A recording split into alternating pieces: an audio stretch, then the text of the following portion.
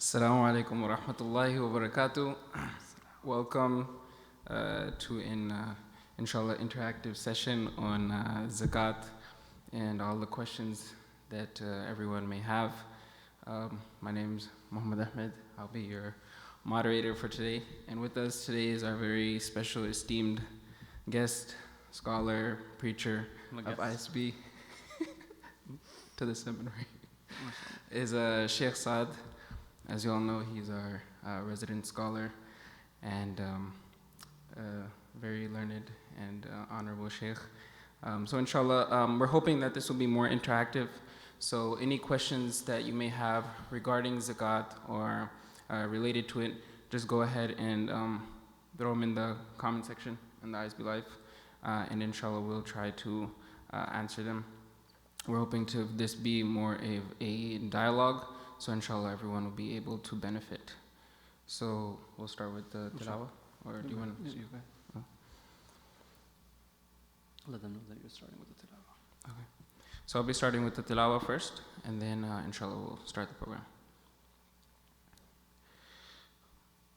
أعوذ بالله من الشيطان الرجيم بسم الله الرحمن الرحيم إنما الصدقات للفقراء والمساكين والعاملين عليها والمؤلفة قلوبهم وفي الرقاب والغارمين وفي سبيل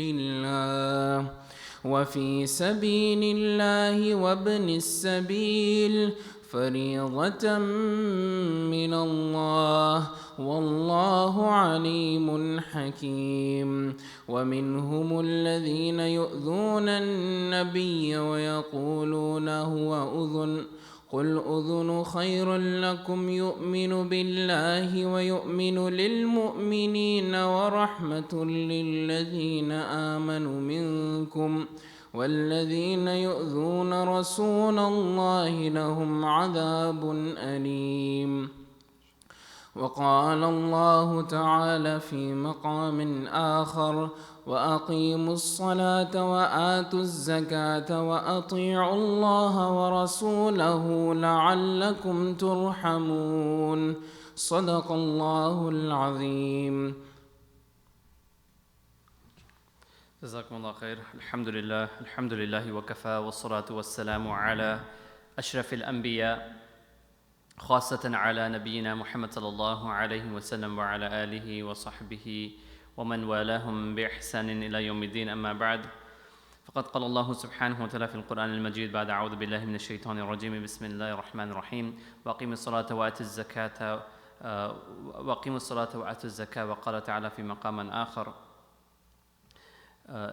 وقال النبي صلى الله عليه وسلم بني الإسلام على خمس الشهادة أن لا إله إلا الله وأن محمد رسول الله وإقام الصلاة وإيتاء الزكاة وصوم رمضان وحج البيت من استطاع إليه سبيلا أو كما قال صلى الله عليه وسلم. جزاكم الله Hafiz Munir Muhammad Ahmed for that introduction and introducing the topic. This is a very important topic and for many, this is the right time right now in the month of Ramadan for us to discuss on this topic. The program that I vision that I wanted to have in our live session is where we can, where I will briefly spend a little bit time to present the theoretical aspect of zakat in Islam, and then inshallah, if there are any questions while I'm speaking, you could definitely type it up on ISB Live on the YouTube chat box, and then inshallah Hafiz Munir will read that, and even you could also, if you have his number, you could text him directly as well. At the same time, once I'm done with the theoretical, the usul, the principles of zakat, then I will touch on the practical aspect of it, the contemporary masail regarding zakat, which I hope it to be very interactive, inshallah. So that being said, first thing, the verse that he has recited in the Quran that Allah subhanahu wa ta'ala says, وَأَقِيمُوا الصَّلَاةَ وَآتُوا الزَّكَاةَ, that make sure that all believers establish salah and zakat and follow the ahkam of Allah subhanahu wa ta'ala and follow your Rasul Muhammad sallallahu alaihi wasallam. In the Quran, the zakat is mentioned over 30 times and it is paired with salah. So it shows about the importance of salah and likewise the discharging of zakat. Before I move forward, it is very important that we understand that although today's session will cover mostly regarding zakat, when we say giving, right, charity, when we use the word of giving our wealth, in Islam there are 3 categories of that. So it's important that we keep in mind, and then I want our listeners to make sure that I will be speaking on the first one in detail, but the other 2 are also equally important. But the first one is the most important, which is zakatul mal. So the first category when we give money is zakatul mal, which is our seminar or the workshop today, or seminar. The second one is zakatul fitr, also known as sadaqatul fitr. So this, I will briefly mention this one, and the third one is the sadaqah in general, lillah, for the sake of Allah, right? That you give, and this is optional but highly recommended. So the first one is in the Quran in Surah At-Tawbah, where Hafiz Sahib have read the verse, إِنَّمَا الصَّدَقَاتُ لِلْفَقَرَاءِ وَالْمَسَاكِينِ إِلَى الْآخِرِ. Right, that 8 categories, inshallah, will go in detail. So this is zakatul mal, and for those who qualify in that category, those who come in that category, for them to discharge, to give that money is fard, faridatun min Allah. This is an obligation. This is the third pillar of Islam. So that is why we'll go in detail regarding this, and this is the most important thing. And a person who does not give zakat, there are so many wa'ids and so many warnings regarding that individual, that not only in this world but in the grave and in the hereafter. When hadith where Prophet ﷺ mentioned that a person who does not discharges his or her zakat after it being obligated, then that wealth that does not belong to you, it belongs to the miskeen and the 8 categories that you kept with you, in the grave Allah subhanahu wa ta'ala will turn that into a serpent, and they will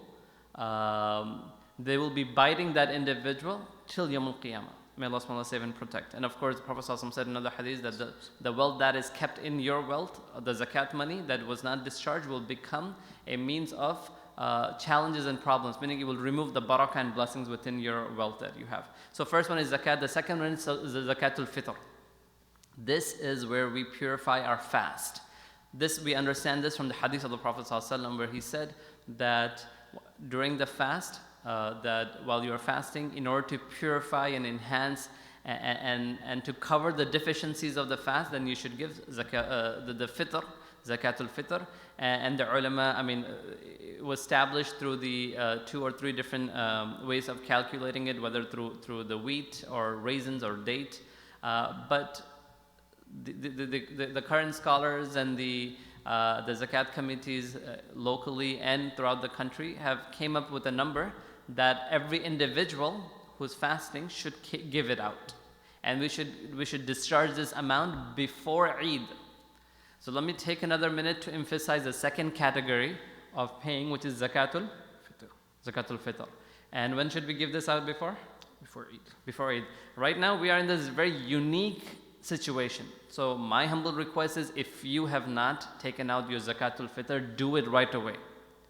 You could right now, as I'm talking, quickly open another screen and go on isb.org/donate, and there is zakatul fitr option. Pay it right away. It's $10. If you're a family of 5, then pay $50.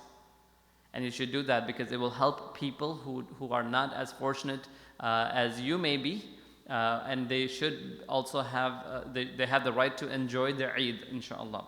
So that is zakatul fitr, and not only it benefits the people and allows them to enjoy Eid, but also it completes your fast. Meaning, if there are deficiencies with our fast, it will be a maqbool, accepted fast from us, inshallah. The third category is lillah, for the sake of Allah subhanahu wa ta'ala. So what would classify as lillah or sadaqah? So like giving someone money in the street, someone who's asking, or Asking, helping someone with something. construction, Yeah. all the other categories that we have, whether if it's construction related, operations for the masjid, anybody else, as Sheikh said, even gift and hadiyah. Yeah. Regarding the third category, anything, and it's lillah, for the sake of Allah. Hadith of the Prophet ﷺ where he emphasized that tahadu tahabu, right? Give gifts to one another and it will increase muhabba and love. And then, those who give their wealth for the sake of Allah subhanahu wa ta'ala, that Allah says for them, Allah subhanahu wa ta'ala will increase their wealth, right? Alladina, then in alladina, the verse in the Quran where Allah says, الَّذِينَ يُنْفِقُونَ فِي سَبِيلِ اللَّهِ, those who spend for the sake of Allah subhanahu wa ta'ala. Allah says, كَمَثَلِ حَبَّةٍ, the very famous verse, and we go on in reminding that verse at the time of a donation that you give, and Allah will repay you in this world, will reward you in handsome reward in this world and in the hereafter. So that is the third category, that is sadaqah. Let's quickly go in detail. I will do the theoretical aspect of the rules and regulations of zakat, the first one, and then if there are any questions, please go ahead and ask. And then we will go into some contemporary, current day masail. Oh boy, that will be interesting. Some of the very frequently asked question is the 401k. So look out for that, inshallah. So first and foremost, zakat is an obligation of Islam. The person who denies zakat, like we know that after the demise of the Prophet sallallahu alaihi wasallam, when Abu Bakr radiallahu anhu became the Khalifa, when there were some people who denied zakat, then he classified them as those who have left Islam. And likewise other Sahaba. So zakat is a principle, is an essential part of our faith. So if we go ahead and reject the concept of zakat, would that take us out of Islam? According to majority of those scholars, yes. So there are two different points here, Sheikh. So one is a person does not give zakat, just like a person who is not praying salah. Right. So that person is a sinner. In the text, we may call them as fasiq. But that wouldn't put him out of Islam. No, but the other thing is if a person is denying the concept of zakat or salah being an order of Allah subhanahu wa ta'ala. This is how important it is. So this is very important, the hadith of Jibreel and likewise everything as mentioned. Now, again, we are from the three. Now I will be classifying in the first of the three giving money, which is? Zakatul mal. Zakatul mal. Zakat, giving charity of your wealth. This is not income tax. Rather, this is savings tax. Right? So keep that in mind. This is not your income tax, rather this is your savings tax. So at the end of the year, so what are the conditions? And when we say zakat, literal meaning of zakat is purifying, right? In Surah Shams, Allah says, قَدْ أَفْلَهَ مَنْ زَكَّاهَا. The successful, the person is that person who purifies himself. So when we give zakat from our wealth, it purifies our wealth. What else does it do? It promotes some of the virtues of giving. Zakat is, number one, we are fulfilling the commands of Allah subhanahu wa ta'ala. It purifies our wealth, as Allah says in the Quran, that zakat is something that it will purify not only your wealth, but also it purifies your soul. Number three, it promotes circulation of wealth, right? So, and that is very important for a given community. It fulfills the rights of the needy. So zakat, actually, the wealth I have, we'll go in detail, but for example, if a person has savings of $10,000, so from there the zakat would be 2.5%, that is $250. So from that $10,000, $250 is not yours. You become the dhamin, the caretaker of that, and you have to give it to somebody else because someone else is right. So one of the other benefits of zakat is fulfill the rights of the needy within our community. It bridges gaps within one another, as we know that you are supposed to go give it and find out that person. And most, I think this is a very important concept. It reduces inequality within the community, right? We are living in this. In the time where people, the way how the world is running is where rich is getting richer and poor is getting poorer. And the concept of zakat is the rich of the community have the responsibility to take care of the poor, so that variation shortens and the gap shortens, and then people are more closer to one another. So that reduces the inequality. So that is the. So Sheikh, there's a question, and I have Go a ahead. feeling you're going to get into it, but just to address it, so nobody's feeling like they're being ignored. You are the MC, the master of this event. So he said, I need to know a few things. Saving means for 1 year, correct? Right. So I'm going to get into that. So you're going to get into the whole gold aspect and everything, right? Okay. So just wanted to clear that up for the brother. That it's keep coming. asking questions, and I do also want you to take notes from the questions so that you can also combine the questions. Okay, cool. So it's easier for our viewers. MashaAllah, there are over 50 people who are watching, so that's good. Zakat can be as simple as, I could just finish it in 5 minutes, but it can be very complex because of our current individual needs and situations and challenges that we may have. So that being said, they are who gives the zakat, right? Who is the person on whom the zakat, who would discharge zakat. So there are 5 conditions regarding that individual. Right, Sheikh, are you ready for those 5? All right, I'm ready. All right, well, why don't you say the first one? A person have to be? Baligh. Baligh. Baligh means a person has to reach an age of puberty, right? An adult. So children do not have to give zakat. So first condition would be actually mu'min. A person have to be a believer, right? A person, obviously we are talking about Islam, believer. Then baligh, as Hafiz Munir mentioned, that a person have to reach the age of puberty. So if we have children and we have made accounts for them, and they are the owners of that, right? But that child has not reached the age of puberty, then they don't have to give zakat. And if they are the owners. So I can't take zakat out from my 10-year-old kid, if I had one. So Hafiz is saying that if you have a child and if someone gifted them or they have inherited money, and do they give zakat? No, they don't give zakat. So they're not baligh. So Bruce Wayne wouldn't have to give zakat until he was older? Until they reach the age of puberty, Gotcha. right? I mean, baligh, and that's a whole different discussion, that when does a child becomes an adult in Islam? That's when they reach the age of puberty, and that could be around 12, 13. Okay. And that brings me to another important point. If we are, if our children, especially our daughters, if they own gold, or in the example that I gave, that if they have, if they have inherited wealth or if they have savings account, and the moment they become baligh, so it's important that we start calculating their zakat then onwards, Okay. right? So aqil, what did I say? That a person have to be believer. Believer. Number 2, we spoke puberty. about puberty, baligh. And Aqil, a sane person, right? A person has to be in his or her common sense, that they can know from right to left and stuff like that. There's the same condition for salah and hajj as well, right? And fasting, that a person have to be a sane person. Aqil, baligh, and mu'min. And then number 4 is that person nisab. This is the thing. Nisab refers to a bare minimum amount that will classify the individual as a rich person. And I'll go in a little bit detail as nisab.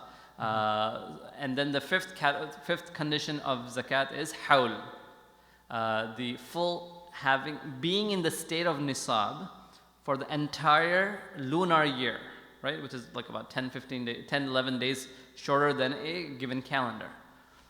So let's give an example. Can I give you as an example? Sure. MashaAllah. Hafiz Munir, who is MashaAllah, by the way, if you don't know him, he's our local child who's now MashaAllah baligh, and not only baligh, who has completed hifz here. He has 1 year left for his alim program. Sure. And then inshallah he will be our scholar from this community. And inshallah very soon he will be also getting married. MashaAllah, may Allah make it easy. Now I have made him blush, mashallah.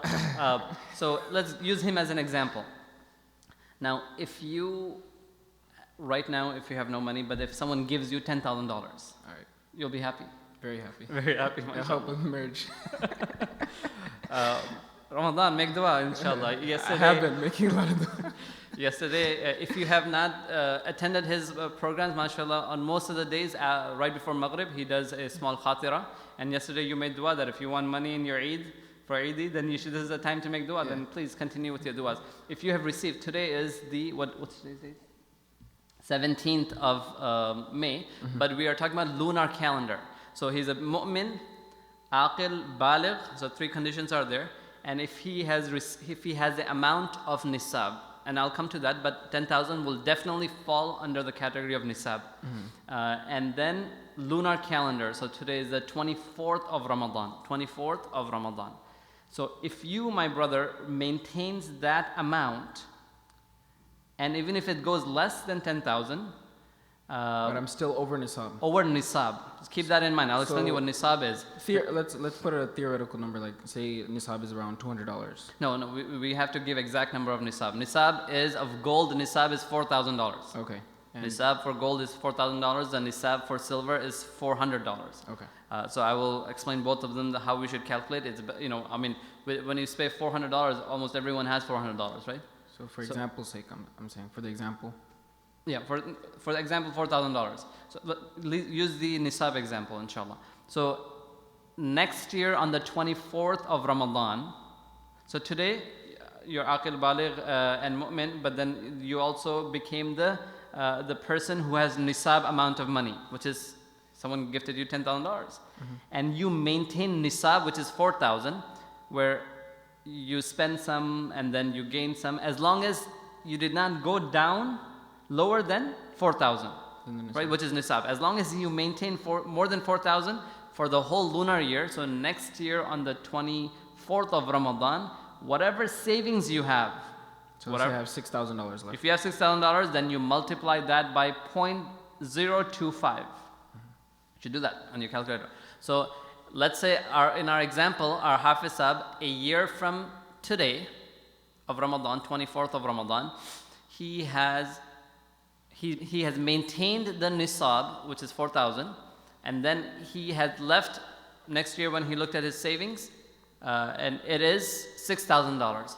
So from that 6,000, he will give 2.5, or he will calculate 2.5 as zakat, and which is $150. And how do you do that? You put 4,000, you multiply that by 0.025, and that is $150, and you give that to the recipients of zakat. We'll go in detail. So those are the 5 conditions. Please keep that in mind. Okay, so a couple questions. So you can just tell me if you're going to address them soon. But one of them was, who can I give zakat to? I'm sure Right, we'll go into that's that. coming up. So please, I mean, mashallah, I am also seeing there are a lot of questions, which is good. Please type in the questions. But let's try to cover the questions that what I have covered so far. Okay, so 5 conditions. Yeah. Are we good with 5 conditions? 5 conditions so far. Nisab for gold and nisab for silver. How do we know this nisab?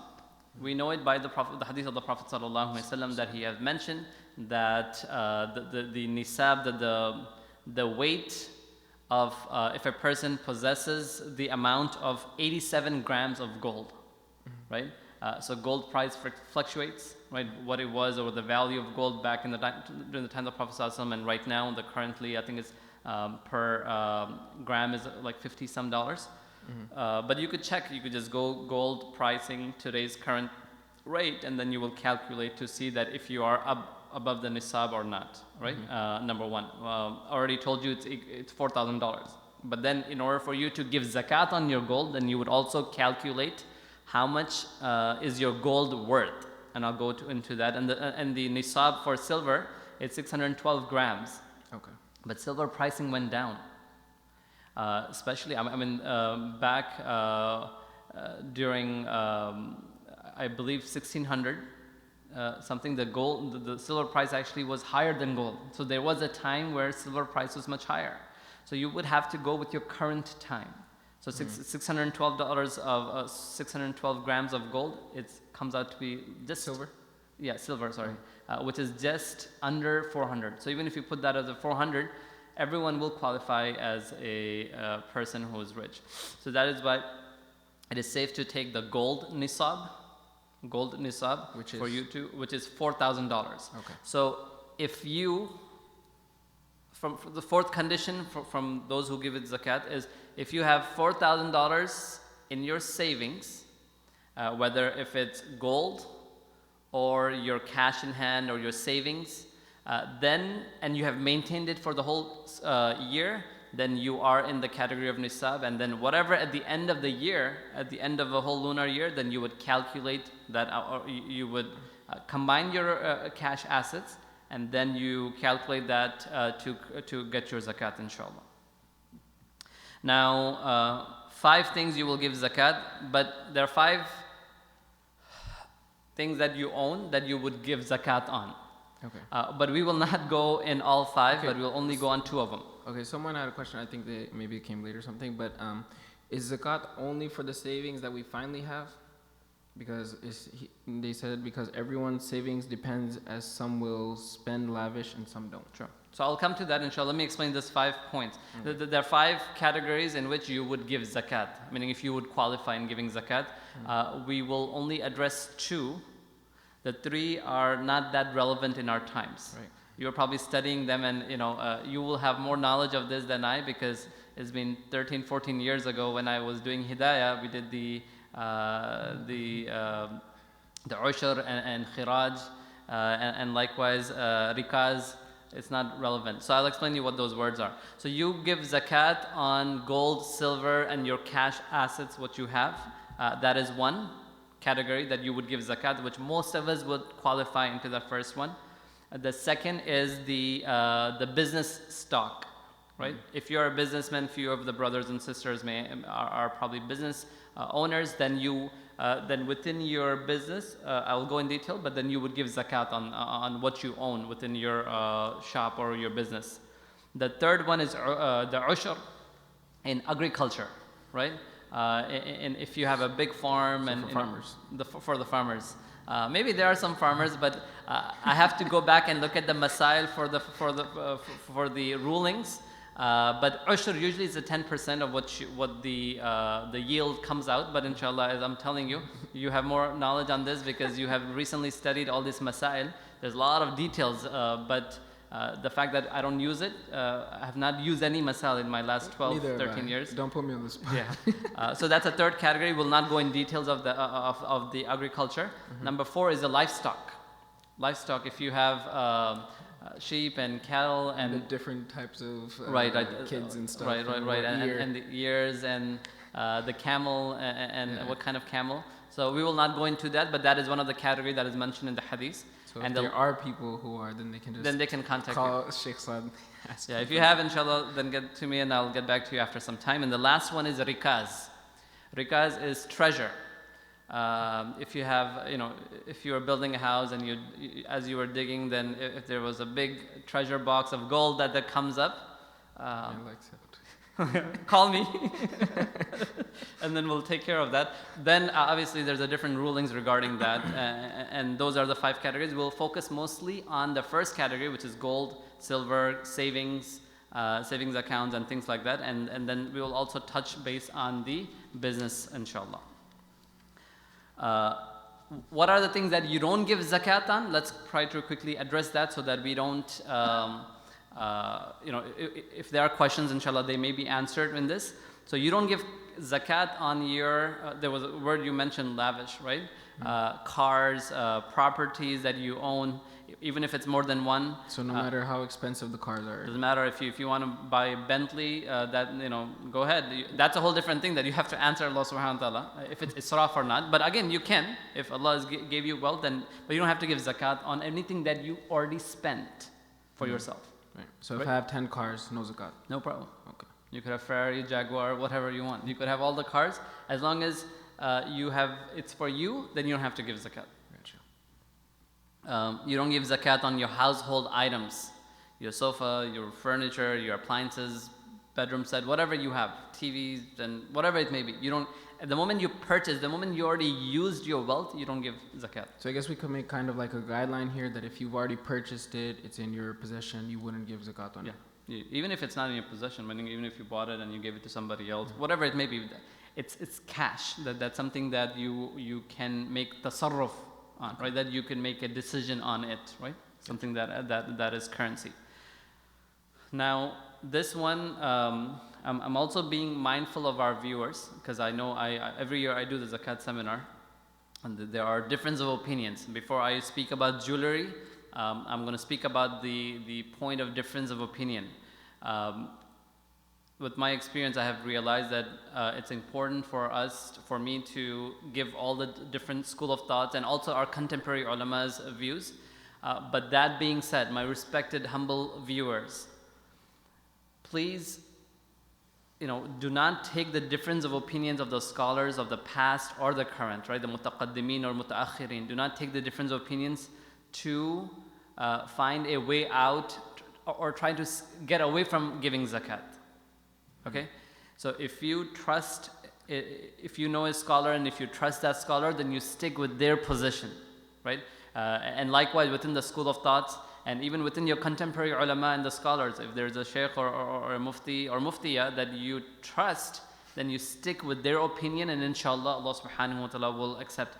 But if you're going to do fatwa shopping only to please your desire, who are we fooling? At the end, Allah knows exactly what's happening. All right. So that being said, so regarding your things that you don't give zakat, I mentioned about your house, your car, and your properties, and the furniture, jewelry. For jewelry, the Hanafi strong position, without any difference within the Hanafi school of thought, and likewise few of the Maliki and Hanabila are of the opinion that the gold and silver, the jewelry, so you don't give zakat on jewelry, right? You don't own anything? Sorry? Do you have any jewelry? No. All right, this is good. So for our sisters, right? Any jewelry which is, you don't give zakat on jewelry, like if you have any stones or anything which is not gold or silver. So there is no zakat on that. The Hanafi school of the opinion, and likewise, as I mentioned, Imam Malik and Imam Ahmad bin Hanbal, the Hanabila's view, some of them, are that you give zakat on gold and silver jewelry. It is not considered as musta'amal, it's not considered as something that you're using, because exclusively Prophet ﷺ has mentioned regarding gold and silver.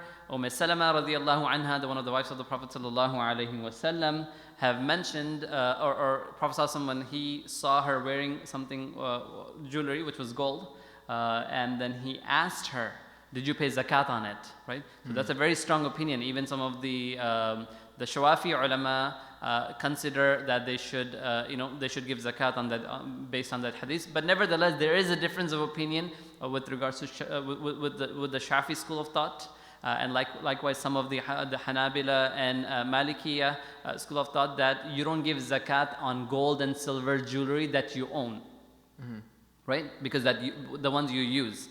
If it's a gold coin and things like that, that's different.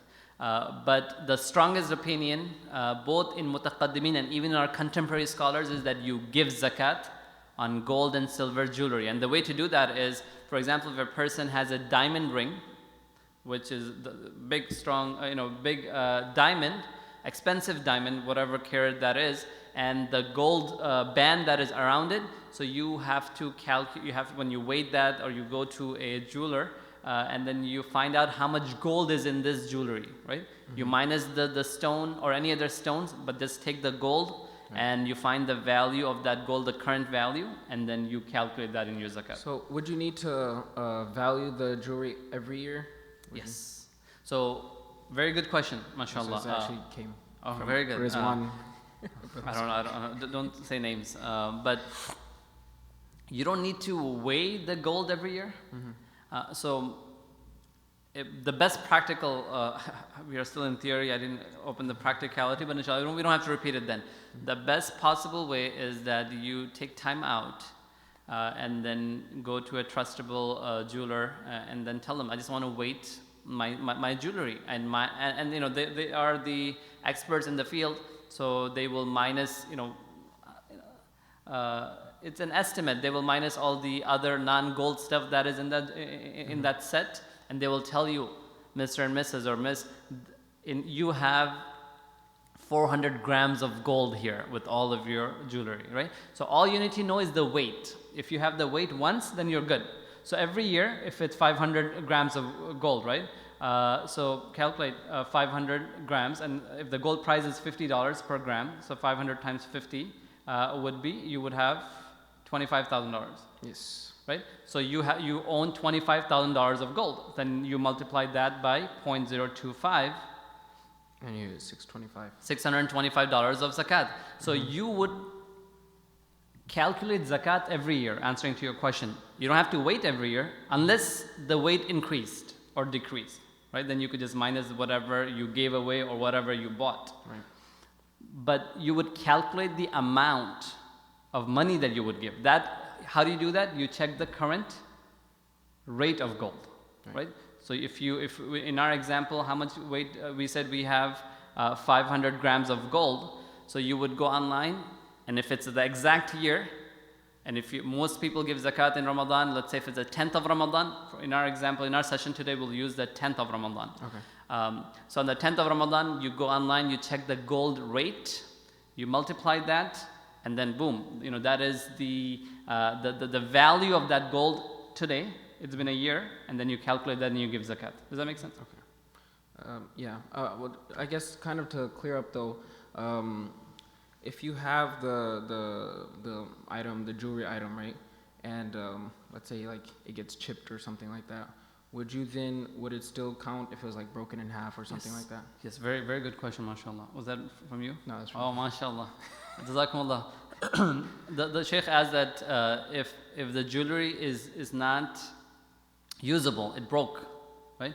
But again, you're not giving you're not paying zakat on the fact that it is beautifying you, right? Or is usable. Rather, you're paying on the gold that you have. Right. So yes, of course you would. Even if it's broken, then you have to calculate the weight of the gold, and then you would give that in money, inshallah. I spoke about the nisab, which is 4,000 for gold, and then hawl. Hawl is the whole complete year, that lunar year that we would have to. So there's a trend. People want to give zakat in the month of Ramadan, more reward, and so on and so forth. But please keep this in mind. If a child becomes a baligh or adult, if someone was not rich, meaning they did not possess nisab, right? But then on January 1st, or whenever they have received the tax returns, it's practical, right? People they don't have money, but then they received a big amount, more than $4,000 in their tax returns. At that point, your nisab time, meaning the hawl, will start. Meaning at that time, you need to know that the time that now I'm in Islam, I'm above nisab, so I'm rich. So now, if next year on January 1st, if you maintain that amount or more, then you would give zakat on January 1st. You don't have to wait till Ramadan. Many people make that mistake. So I don't know why that people only give zakat in Ramadan.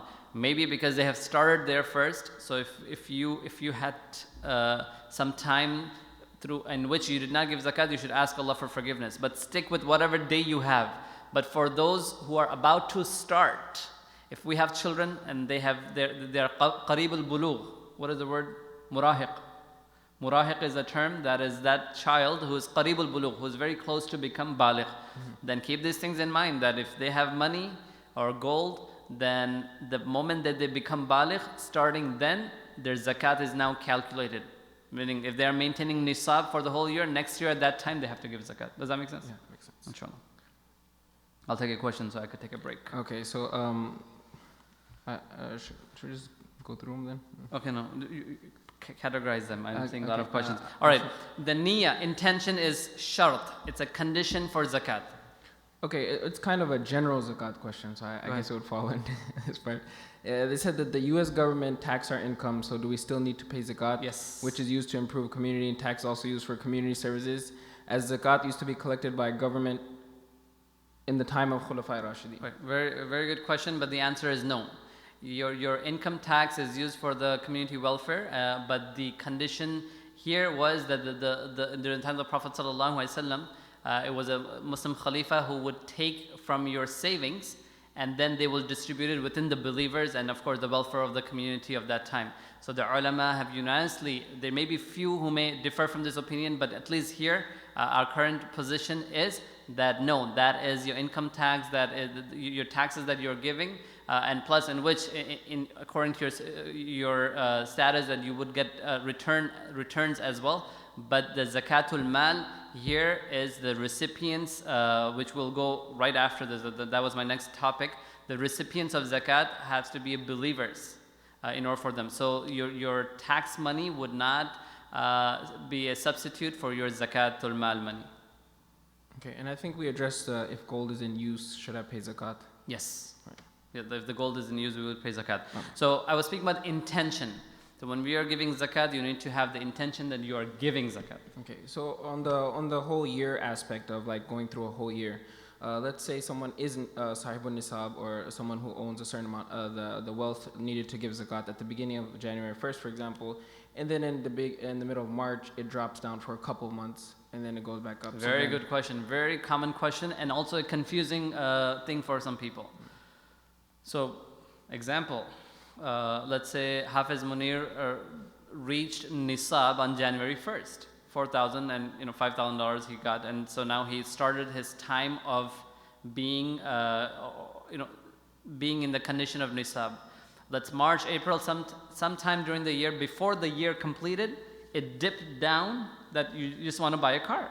Yeah. You from 4,000 you had 6,000, then you just want to go buy a $5,000 car. It went down and his savings is 1,000. That's it. That calculating or accounting the days of nisab goes down back to zero. It ends. It ends. Nothing starts until then you again reach that number at some time, and then you start your timer for the waiting for the whole year to pass. Does that make sense? Yep, that makes sense. Let me add one more thing. So January 1st, right? Yes. Let's say you have $5,000. And then it went down, it didn't go down, and you maintain 5, 7, 8, 10, 15, 20. And the year is about to end. Let's say in December, someone gave you $50,000 now. Mm-hmm. Say, I mean. I mean. So, although technically it's only been a month, Mm-hmm. but you are already in the state of nisab, meaning you maintain that 4,000 or more from January 1st.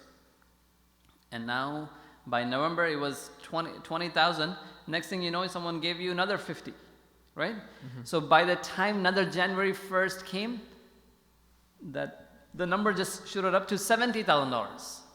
You give zakat on whatever savings you have at that point. Doesn't matter when it went up in that year. As long as you maintain that level of nisab. As long as you maintain that level, and if the increase, if it shoot up even significant amount, even days before your nisab, days before the hawl, the complete year completed, you would do at that time whatever your savings are. So keep that in mind. People often get confused with that question. Who do we give zakat to? The verse that Hafiz have read of Surah Tawbah, verse number 60, إِنَّمَا الصَّدَقَاتُ لِلْفُقَرَاءِ وَالْمَسَاكِينِ. The sadaqah is to be given. Here the sadaqah refers to zakat. This is a unanimous agreement amongst the scholars, and there's numerous aqwal of the Sahaba that this verse refers to. Zakatul mal, the first category of those three. Fuqara and masakin. The first two are the most common, and others are not that much applicable in our current times. Like there are some regarding mu'allafatul qulub, those hearts are inclined towards Islam. This was during the time of the Prophet ﷺ. If there was a ruler or a tribal leader who was inclined towards Islam, then Prophet ﷺ would discharge zakat to them, and likewise freeing a slave and things of that kind. What are the first two? What is the difference between fuqara or faqir or miskin? This should have came in Jalalain. One is he doesn't have nothing at all. That is faqir, fuqara. So faqir, the first one of the two that we will discuss is faqir is that person who is proper person who does not own anything, right? He is living from whatever people will give this individual. So of course they would be classified as a recipient of zakat. That these are the people that you could give zakat, right? Mm-hmm. Faqir or fuqara. Mm-hmm. And then what's miskin? Miskin, he has some, but it's not sufficient enough. Sufficient, yeah. So miskin is a person, they may have a house, they may even have a furniture, car, everything, but they do not have enough savings through which they can, fulfill their obligations within their home. So that person, you could also give them zakat. So the miskin would be, and that would be at least within our setting, most of the people who we give zakat, likewise those who come to ISB and any other masjid, they fill out the zakat form. These are the individuals who may even have a job and family, but they do not have enough to make the ends meet, right? They're either living paycheck to paycheck, which is under what we call under the poverty line of the United States, right? So these people, again, they have to qualify. You give zakat, they would be in the category in the Sharia, which is recommended is you give zakat to those people who they themselves, they don't give zakat. They are not in the position of giving zakat. So if a person, for example, if I don't have any savings, and even though I have a house and a car, but then if my savings is below nisab, where I don't have any money to give zakat, in other words, that individual will be recipient of zakat. That will come under the category of miskin. Okay. Does that make sense? Yeah. So one thing is that we can identify those individuals if they are within our community and in your distant relatives that you could find out, then you could give them zakat. Can you give your wife zakat? You're not married yet. You cannot give zakat to your wife, or women cannot give zakat to her husband. Yeah, vice versa, or to your parents or to your children. There is some difference of opinion within the siblings, but majority say even for your siblings you cannot give zakat, and I'll explain you that in a minute. One way that you can find out. Another way is, alhamdulillah, here at ISB I have seen the very detailed way how, mashallah, our zakat committee discharges zakat.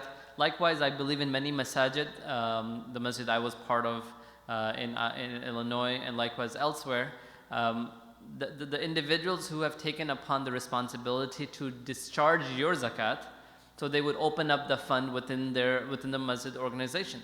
So if you go to, again, isb.org/donate, the drop down will come and they'll say, you want to donate, you want to give, the money you're giving, is that zakat? Then you put that in and then it will be given to the recipients. So what we do here at ISB is that we get the request, and then mashallah there are individuals who will go through, they will examine to make sure that the recipients are qualified in order to get the zakat. And then once it's done, then the money that you have allocated as zakat from that fund, they will take it out and give it to the recipients. MashaAllah, may Allah reward them. It is very tedious work, but wallahi, here and likewise everywhere, the groups, the zakat committees, they're doing us a favor, right? If we have a zakat money, then it's difficult to go find out who, right? Unless if you know people, then by all means, but that's not the case with majority. So help, not help, I mean, they're doing you a favor. So make dua for the zakat committees and those people, especially, mashallah, these volunteers that spend hours and hours and hours to making sure that your zakat is being accepted. May Allah reward them. Ameen. Any questions? Cannot give zakat to your blood relatives. We spoke about that. Don't go right before the year ends. Don't give all, don't say, hey, my wife, I give you all my money as a gift. It's not going to work It's not going to work like that. It stays within the household, and hence you don't have to give zakat. People have tried to use this hila, these tricks, loopholes, but it's not accepted. Who are we fooling, right? At the end, there's not a huge amount of money that you're giving. You're giving a portion, a very small portion of your wealth to those who are in need, only for our community to get better. So keep that in mind. The maqsad of zakat is anfa' lil fuqara, something that will benefit the fuqara. So even when we see the difference of opinions, we should try to opt out to that opinion that will benefit the fuqara.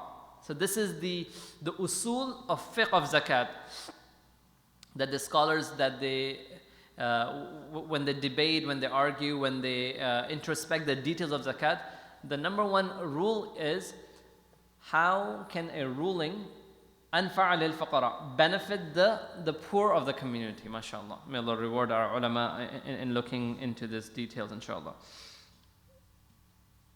And even when you are giving zakat to someone, you don't have to tell them, hey, this is zakat because you're poor. Astaghfirullah. I mean, you don't, idal mu'min is haram, right? You don't have to even say it's zakat. You could just say gift, hadiyah. And mashallah, the concept, especially in the subcontinent, you see during Eid, each time that they say Eidi, right?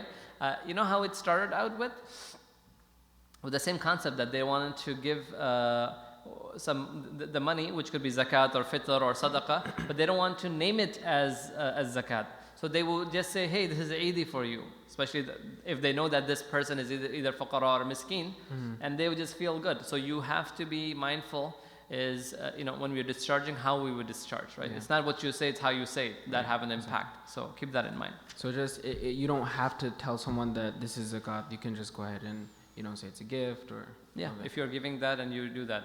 Now, our masajid cannot do that. Yeah. Okay. Because now they have become your wakil. They are now doing a favor for you, so they have to abide by rules and regulations. So they would have a zakat form where people fill out and so on and so forth. Right. But if you have a distant relative and you know their condition that they are in need, you and your family, you know what I was going to say, would calculate the zakat individually and family collectively, and then you say, this X amount of money is that what we have to give. I can divide that up. I can give it to my local masjid to help distribute within the area. But my distant relative, I'll just give them, hey, this is a gift for you. Does that make sense? Yes. So we have to... and so anyone out of your immediate family would constitute a distant relative? Yes. So as long as it's not your spouse, your children, father, grandfather going up, child, grandchild going down, and your siblings. Why? Why can't you give them zakat? Because it still kind of circulates in the household. Well, it may not. I mean, your siblings might move away, your parents might live somewhere else. True. The reason is, that is your right. You don't give them zakat, you give them your wealth. You are supposed to be taking care of them fully. Right? Zakat is purifying your wealth, and it's something that the rights of the poor in the community. Your parents, your children, your spouse, even your siblings, that these are your aqaribin, right? وَآتِ ذِي الْقُرْبَى حَقَّهُ. Allah says, fulfill the rights of your qarib ones in totality. So we shouldn't be giving them zakat money, rather we should be giving them your money. Because for the hadith of the Prophet ﷺ regarding the father, أَنْتَ وَمَالُكَ لِيَبِيكَ. When this long story, when this person was questioning that should I give money to my father or not, Prophet ﷺ became so outrageous and so upset. He said, what are you talking about giving money? You and your wealth belongs to your father. So of course you have to, you cannot question the fact. So you have to take care of your parents, and may Allah subhanahu wa ta'ala, for those of us who have our parents alive, may Allah subhanahu wa ta'ala keep them in good health and allow and give us the ability to serve them in every capacity, inshaAllah. Any questions? Should debt be deducted? Yeah, I'll get to that. You're going to get to that, right? Another question is, if you can't guarantee intention for zakat versus sadaqah for the previous years, is there a way to rectify that? Very good question. I had it somewhere in my notes. I think I missed it. No, you cannot. So if you, at the time that you're discharging the portion of your wealth, at that point, after you have calculated this, please listen to this. You need to have the intention that this is my zakat money I'm giving. Okay.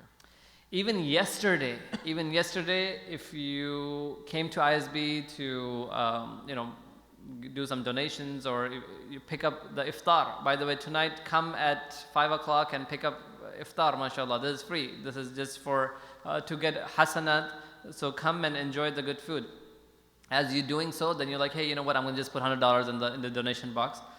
You should do that. Continue doing donations, especially in the last few days of Ramadan.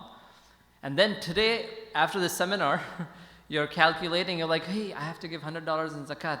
Let me go back and think that yesterday what I gave was zakat. No. It will not work. You cannot retract your intention. At the time when you're giving, you have to be mindful of what you're doing.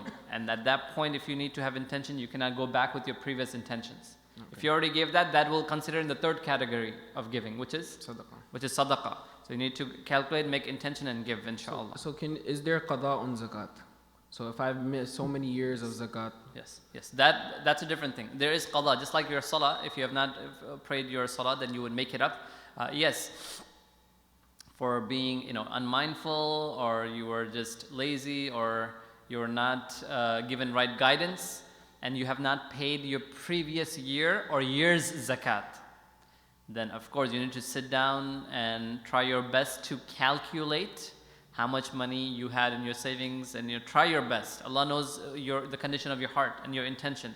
Try your best and then calculate the 2.5% of that each year, and then you give that in your zakat. And Yeah, then you just do however, like. Yeah, if you're in the position right now that you have enough savings that you could take it out and give zakat, you can give it. Or if not, you can write down that, you know what, for my last 4 years, I did not give zakat. It comes out to be $5,000. I can give 1,000 this year, other than my own this year's zakat. Then inshallah, as money comes in, I will keep on paying the zakat, which is, I will make this as a debt with Allah that I will slowly pay it back. Okay, inshallah. And just a correction, the iftar pickup is at 6. Oh, someone. Yeah, ISB did. Oh, great. The ISP guys are watching. Sorry, the iftar pickup is at 6. Did I say 5? Yeah. Yeah, don't come at 5. MashaAllah, MashaAllah. May Allah reward those brothers and sisters. SubhanAllah, they're working so hard. You know, in spite of this quarantine and lockdown, they're working so hard in the parking lot. They are maintaining their social distancing. Look, I have my distance with Sheikh too. They're maintaining their social distancing, but they are working so hard to at least allow us to enjoy Ramadan. You know, eating and you know, having food and other drives they had. You know, yesterday what they did? I was so amazed. As they were giving food, they also give free mask. MashaAllah. MashaAllah. May Allah reward them. Yeah. What happened? Please make dua for our team here, for our brothers and sisters, our volunteers, our board members, our council members, our staff, teachers, everyone. Please take this moment to make dua. May Allah reward them abundantly. Say Ameen. Ameen. And then, inshallah, whatever programs and things that comes up, support them. And inshallah, once you know these restrictions are uplifted, we need to come back and celebrate the community, inshallah, and show our strength to one another, inshallah, keeping the guidelines in mind. Was there another question you had? Siblings. Okay, so these were some of the usul. I think you asked one question at some point I wanted to add. What was the last question you asked? Well, the one that we just said right now? Yeah. It was about qada of zakat. Qada of zakat, right? We need to fulfill. I'm losing my chain of thought. All right, I mean, those were some of the usul principles of zakat. Very quickly, you need to be qualified yourself to give zakat. The 5 points. Can you remind everyone the 5 points? I'm testing you. Okay. You have to be mu'min first. Mu'min. As well, you have to be aql, intelligent, the age of puberty, understanding. And you also have to own that, be sahib nisab for a full year. Nisab? Yes. And the last one? And it has to go for a full year. Hawl, 1 full year. So 5 conditions. And then who do we give zakat to? It can be the faqir, which is someone who basically is not an owner of anything. Miskin, someone who owns stuff but is basically not able to meet ends meet. The other thing that people are going to ask, what about if someone's in debt? Can you give it to someone? Yes, yeah, you could give them someone who is in debt. Meaning, that will be, again, that's one of the category, right, of zakat. But then that will also constitute as an individual who is poor. And I will mention a little bit more of that as gharimin. But what is a debt, right? Right now, everyone, I mean, many people, they would buy a house and, although they have a good salary, but then in reality, they are in debt. So we'll touch on that. So I want to go into the technical and the practical questions and the contemporary rulings right now. Sheikh, if I could just mention, maybe some people weren't here at the beginning, but for some of these questions, we're going to be, because there's a lot of stuff to talk about, we're going to get through a lot of the more modern, more contemporary topics towards the end. Correct, right? Inshallah, yeah, we will. That's it right now. Yeah, so, okay. I thought this is the end. It's been an hour. But inshallah, we will stay here. We want to make sure that our audience benefit from this seminar. Wallahi, the purpose was so that how we can get closer to Allah subhanahu wa ta'ala.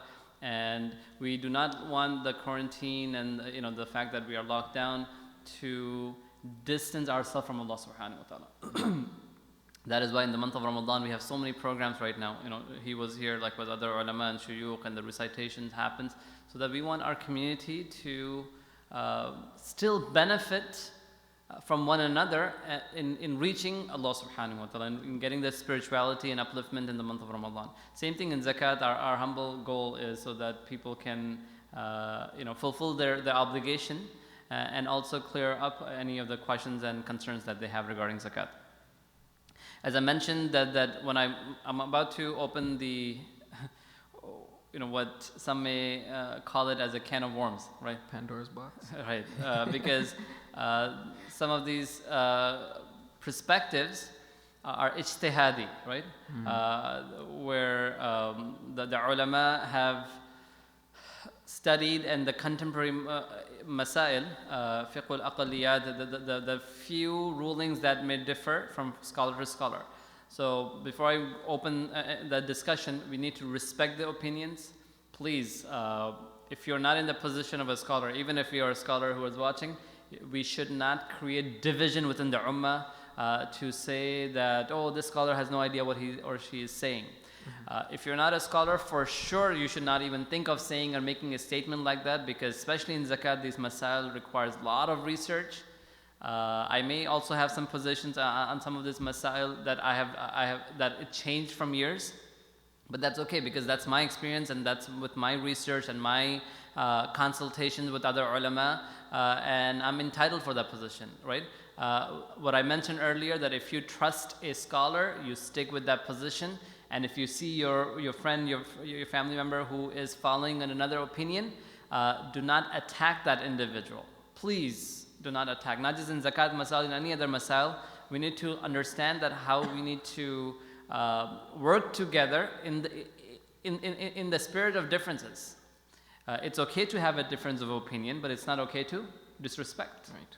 So that being said, inshallah, let's speak about the... Sheikh, and if I could just add one thing, I think also people kind of undermine the amount of research that ulama do, the scholars who have studied 8 years, 10 years, 12 years, 15 years, do so much research, and after like years and years of looking at the masail, understanding how things are working right now, and putting the actual fiqh and what the ulama said in the past and put it together, then give a fatwa, and then they issue fatwa. Like for someone who is not understanding, who has not really studied the masail, to say that, oh, I think this is it, it's kind of like telling a doctor, don't perform surgery like this, kind of go this way. Right. I know the reason I'm sort of emphasizing this point now is currently, like as we speak right now, this year, this Ramadan, there are a lot of discussions, a lot of debate, a lot of academic discussions regarding zakat. So Allah knows best how things will unfold. But that being said, it's we need to trust our scholarship, and then inshallah, at the end, Allah knows our intention. The masail, for example, the COVID-related masail, the ulama of even the past, some of the masail, majority of the masail right now, they have never seen these masail before.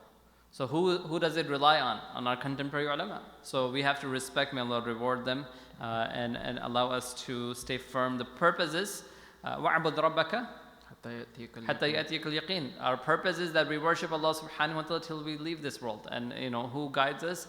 That فَاسْأَلُوا أَهْلِ الذِّكْرِ إِن كُنتُمْ لَا تَعْلَمُونَ. I'm not testing your hifz, but you seek advice and guidance from those who know, inshallah. So first, let's speak about stocks. That will be the first category. Again, we spoke about gold and silver. Before we get into that, because so if you own a store, for example, would you have to give zakat on that, or is that coming? Yeah, it's coming up. Okay. So the store, the business is coming up. Inshallah, we're getting to that, inshallah. Yeah. I do advise you, because I'm also seeing here there's a lot of comments. Just consolidate them. Trying to connect, and if you could open another window where you could type it. I'll use my phone. Yeah, go ahead. Use your phone, mashallah. Any technology that's possible. So for stocks, I spoke about gold and silver. If there are any questions regarding gold and silver, please ask Sheikh, because I'm done with that topic. I spoke about savings, cash, right? If you have any questions regarding that, ask. Now, stocks. For those who are involved in stock, how do we calculate our tangible or the amount that we are entitled? and how do we pay zakat on that? It's easy. So the stocks, we can classify them into two categories. The first one could be active stocks, where a person is regularly checking on and buying and selling, or not only buying or selling, but even if they have invested, let's say, on a stock, and then they are checking the rates every day, how the prices are going up, and then they know how much, if they were to take it out right now, how much money they will get. So for the active and regular regular checking stocks, then you would use it just like as your savings account. That if that's the money, it's yours. If I were to take it out or sell those stocks today, then I get $10,000 if that's the worth of those stocks. So as long as you had nisab, right, with your gold, silver, your cash, then you, at that end of the year, right, in our example of Ramadan, we said that 10th of Ramadan.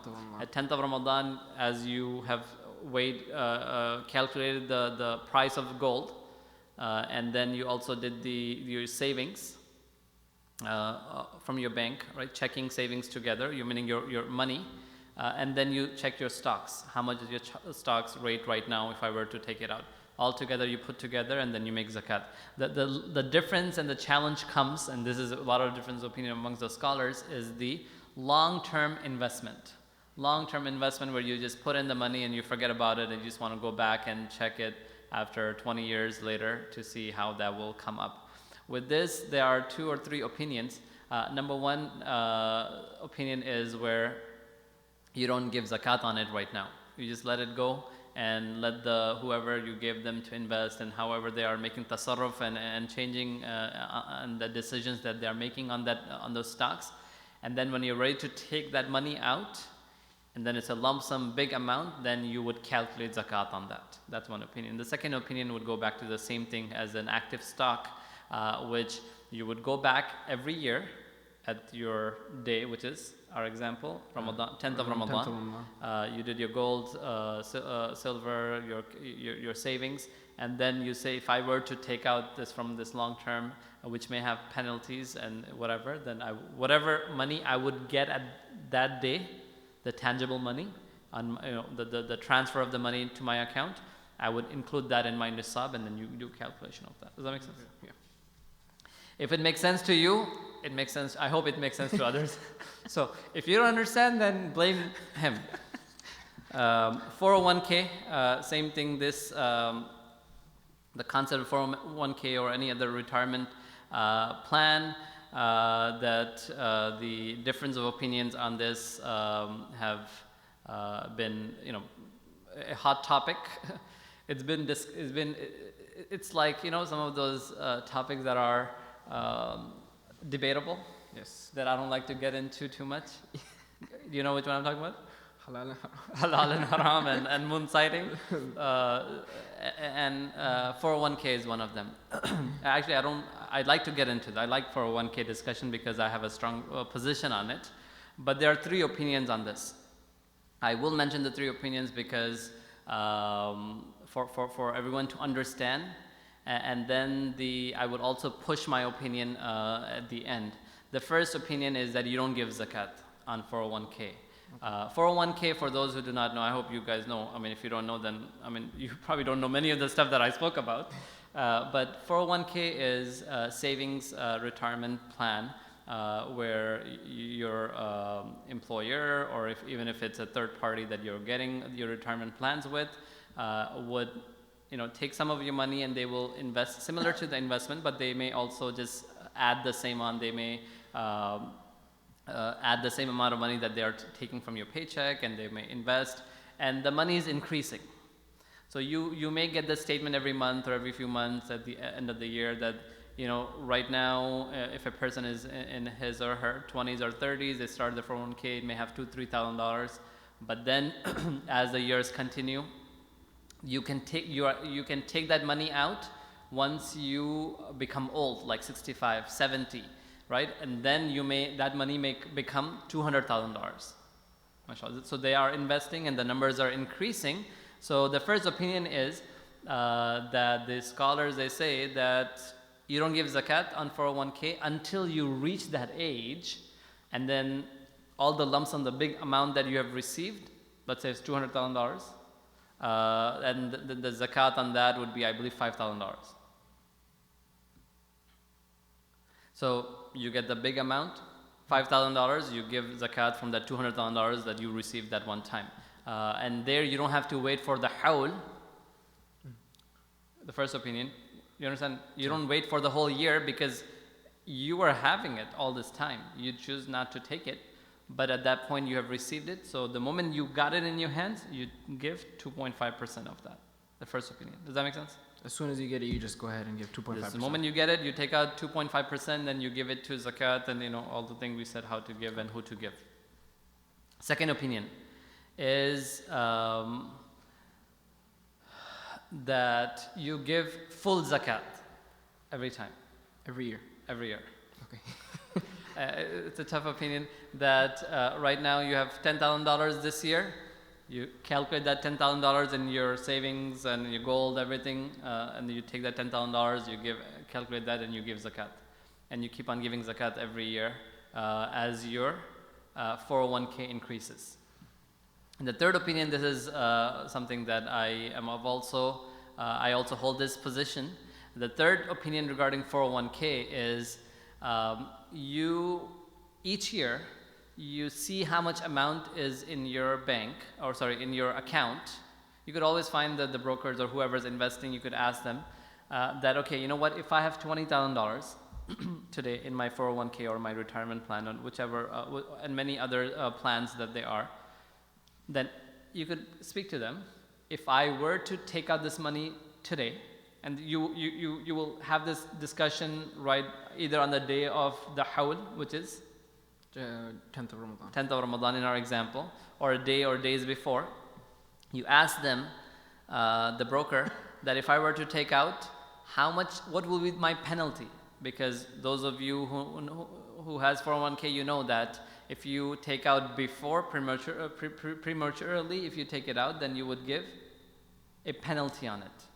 And you would also give income tax, because that's an income of yours, right?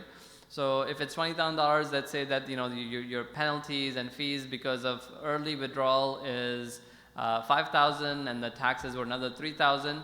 So if you were to do that this year, as you're calculating your zakat on the 10th of Ramadan, then you don't give zakat on 20,000, but after all those, the example that I gave, that penalties and the fees and the tax, income tax that was on it, if you're left with 12,000, then you include that 12,000, because in reality, that is what you are entitled with.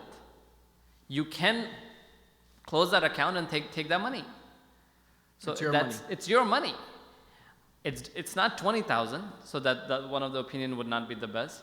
And you cannot just say that that's not my money and not give zakat on it. Because you can take it out whenever you want. You could take it out, so you should take it out, and you can minus all the other penalties and the fees and the taxes that are there, and that amount, you put that in your full calculation of your gold, silver, savings, stocks, and 401k of that year, then you give zakat.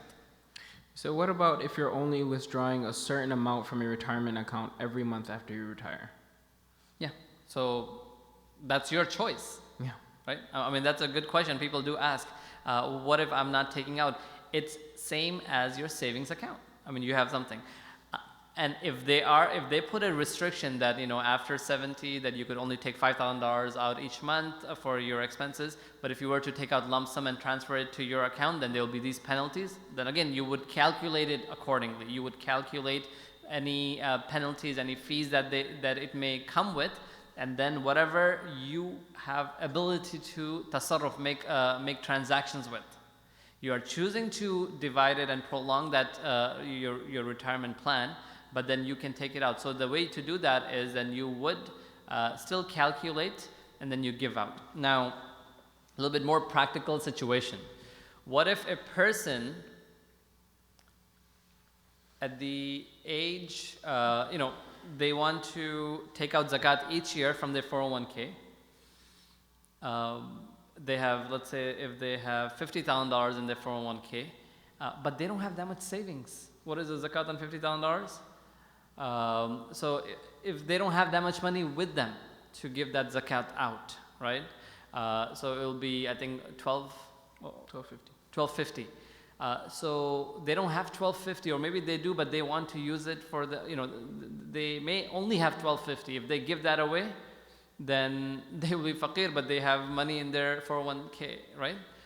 So the way to balance that is you can write it down like qada.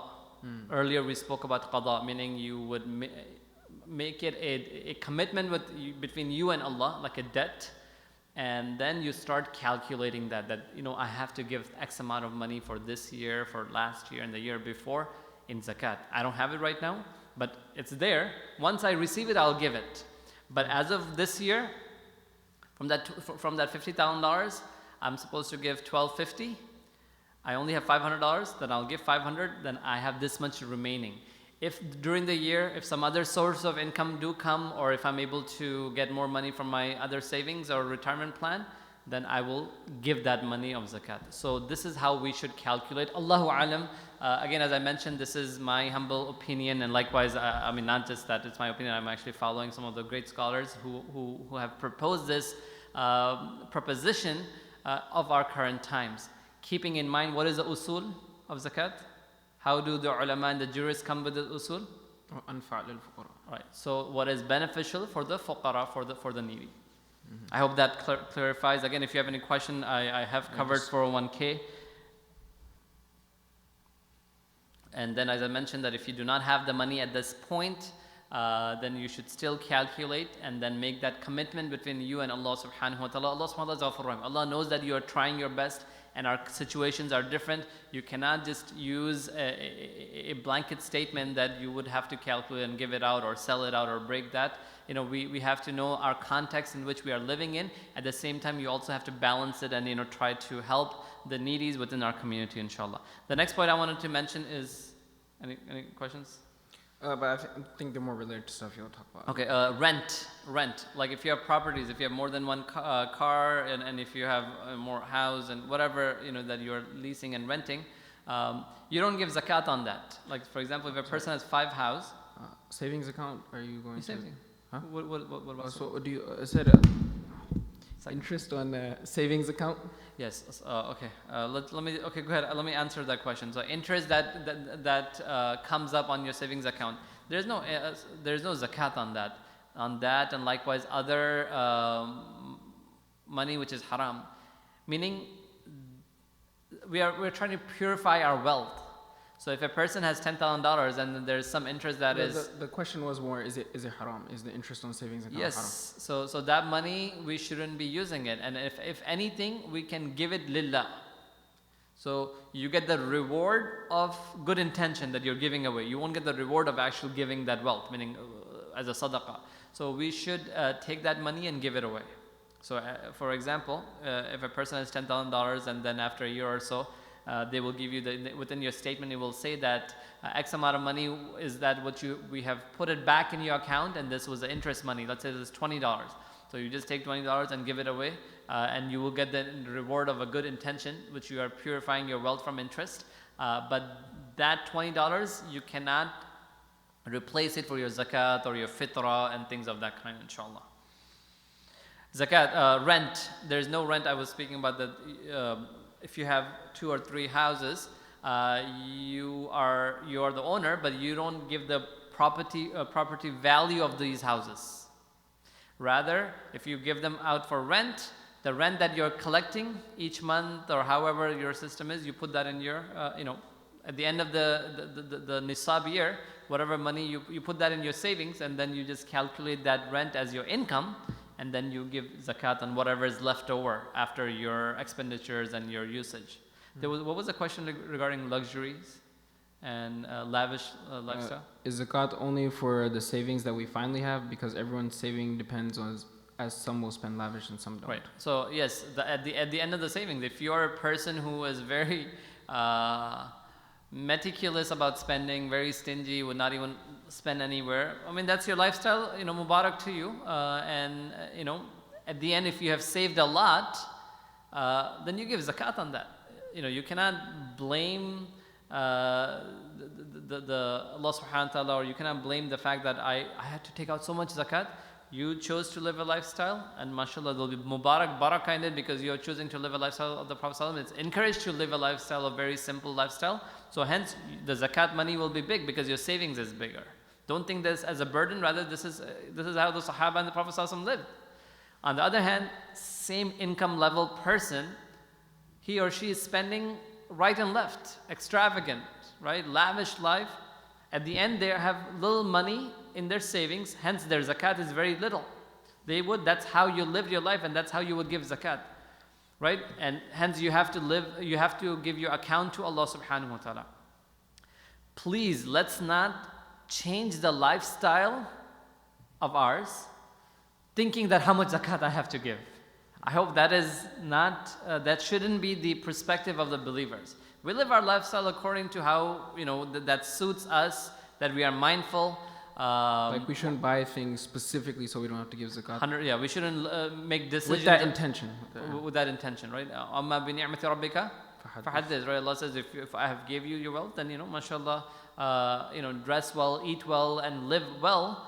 And at the same time, if you have savings, you give zakat. You don't become extremely stingy person. Neither do you become over spending individual, right? وَكَانَ بَيْنَ ذَلِكَ قَوَامًا. Allah says, وَالَّذِينَ يُنْفِقُوا عباد الرحمن وَالَّذِينَ إِذَا أَنْفَقْتُمْ لم يسرفوا وَلَمْ يَقْتُرُوا وَكَانَ بَيْنَ ذَلِكَ قَوَامًا. That from one of the qualities of the Ibadur Rahman is when they are spending, they don't overspend, neither are they very stingy. وَكَانَ بَيْنَ ذَلِكَ قَوَامًا. They are in middle, and subhanAllah, that is what we need to keep in mind. And for, as I mentioned regarding rent, we have to give. Let's speak about loans. Yes, there's a question about that actually. There's questions about loan, mashallah. I have a mortgage loan. How to treat loan? Can this be deducted from total? We'll speak about the mortgage in a minute. Let's speak about loans first. You owe someone, right? I have borrowed money from someone, and I guess I will address this question too regarding mortgage. But if you owe money from someone, if you owe someone money, I have borrowed money from this brother, $10,000, and I have to give it back, $10,000. Now I have calculated my gold, my personal savings, my 401k, stocks, everything. It comes out to be $30,000, right? Mm-hmm. But I have to give him $10,000. It's coming up. If you are planning to give it and you're in that position, then you have to minus that from your 30. Mm-hmm. So then we shouldn't be sitting with our loan. But again, you can and you should minus that amount from your total zakatable money. From the 30, you would now calculate from 20, and then you give zakat. At the same time, you should not keep someone else's money. You should return the $10,000 now that you are in that position. If you're not in that position, meaning the money that you have in your savings from gold, silver, and your savings, and cash in hand, stocks, then you would still minus that $10,000 that you have to give somebody. Even if we don't give it to him. Yeah, even if you don't give it, or even if you don't have that cash in hand, that you would minus that. Now, long-term loans or big loans, right? Which would be the house loans or the a person's mortgage that they have to give. Regarding that, if we apply the same rule as a personal loan, right? The personal loan, then majority of the people will not give zakat. So again, on this masala, majority of the contemporary ulama agrees on this issue that you have to give zakat. And how do you give that? Is you have a loan of $300,000 because of the house you bought. Mm-hmm. So you would take that 1 year. In 1 year, what will be your payments? Let's say if your house payment is $3,000, right? Then it's $36,000. So you are able to deduct. Your deductible will be $36,000 because that's how much loan that the money that you are paying back in that year. Does that make sense? Mm-hmm. So if your total assets is from gold, silver, stocks, cash in hand, everything is $50,000, then the house mortgage is even the $300. That means for next many years you will not be paying zakat. And that's not the case because you do have some money, right? So you would take that 1 year's mortgage payments, which is $36,000 in the example that I gave. You minus that from your total savings, and then whatever is left over, you give zakat. Does that make sense? Okay. So you just calculate for the whole year however much you would have to give anyway. You have to give, right. And just deduct that? Deduct that from your total savings. Deduct and that whatever from is left over, then you calculate and give zakat. That's if you owe money. Okay. What if someone else owes you money? Right? That people have to give you your money back. How much you have to give me back? 5,000.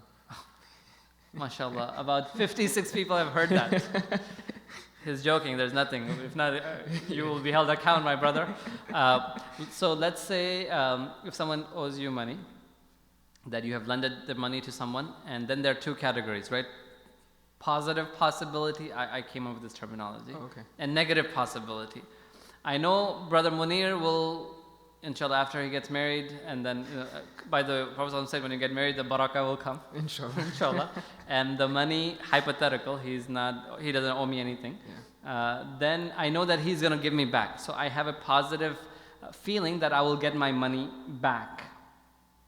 And especially if there's a time frame to it, then I would add that in my savings. Add that in my zakatable assets. Does that make sense? Yes. So I know he's going to give me 5,000. I already calculated my gold, silver, stocks, cash in hand savings.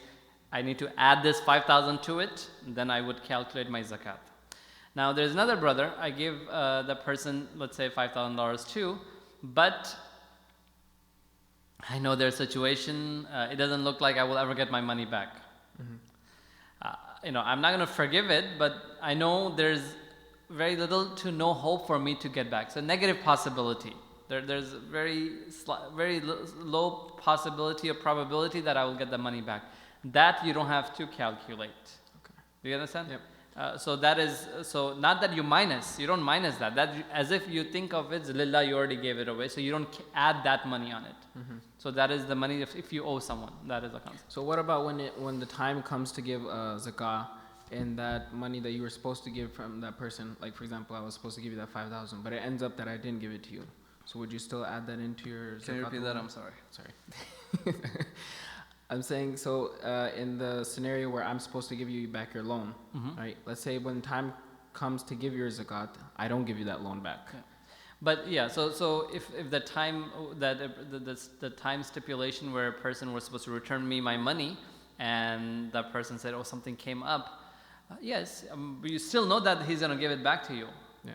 Right. So you still add that. It's not in that zakat. That's time. Fine. You still add that in. Yeah, you still add that. You still add that because, and by the way, hadith came to mind that you should, if someone requests you to give you some more time in paying their money back to you, then you should do that, and it's a great reward, the dua of the Prophet ﷺ for that individual. Yeah.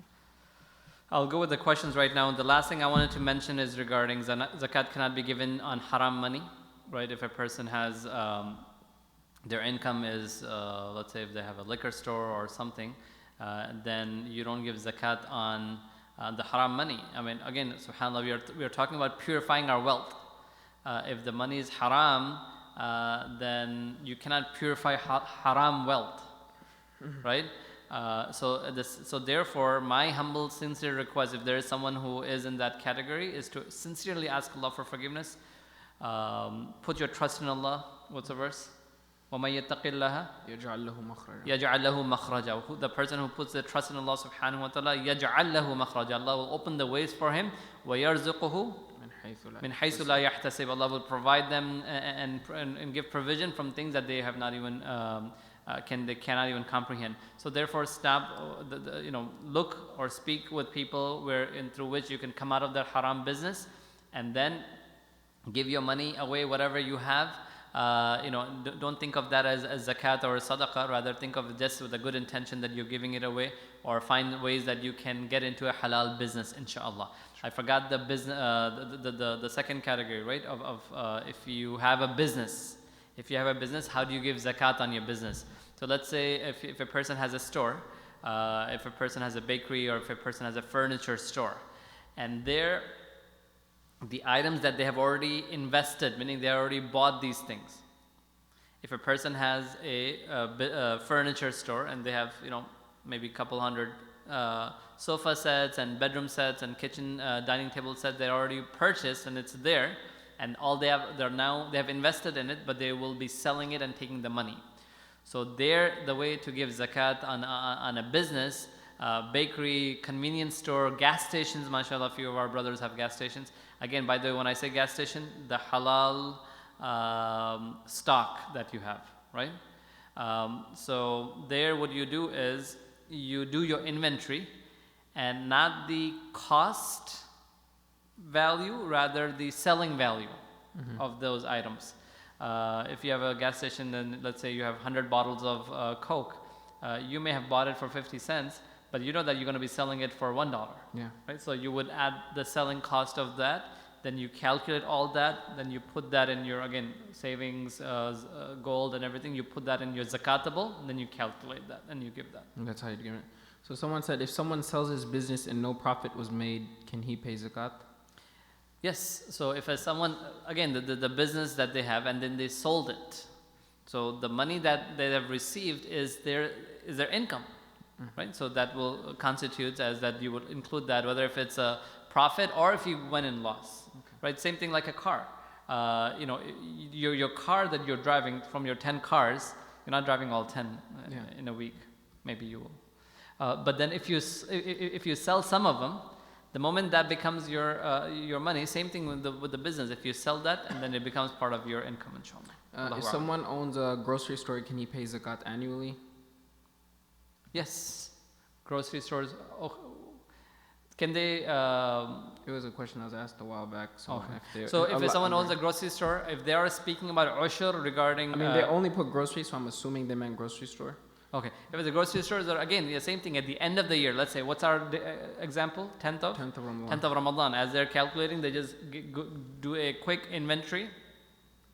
Estimate how much, what's the net value of the goods that they have within their store, the items that they are selling, not the items that they own, which are not for sale, right?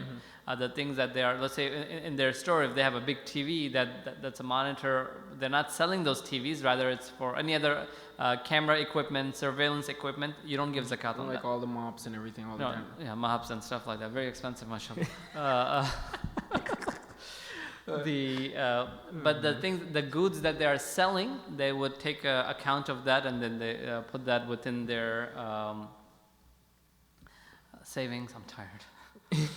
And then they give their zakat. Okay, brother, I'm in the trucking business. I have a truck without any loo. Do I have to calculate this truck as equity to pay zakat?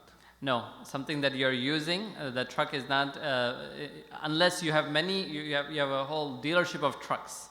That you're selling. That you're selling, but the one you're using as a means of, for your income. So no, you don't give your zakat on that. Only your income that you are making, mashallah. Yeah. So if you're transporting stuff, you don't have to give zakat on that. Right. Truck brothers, mashallah. I had a good friend I have a friend who drives, mashallah. Ramadan, may Allah make your Ramadan blessed. So he texted me earlier. He said that now the whole world knows how the truck drivers feel in Ramadan, because they are just locked in the truck and driving for hours and hours from state to state. Mashallah, may Allah make it easy. Ameen. Any questions? There's some related to land and what? I'm done with my presentation. You're okay. So I'm gonna bombard you then. Now. Yeah, go Ready? I thought you were done. No, not at all. Okay, so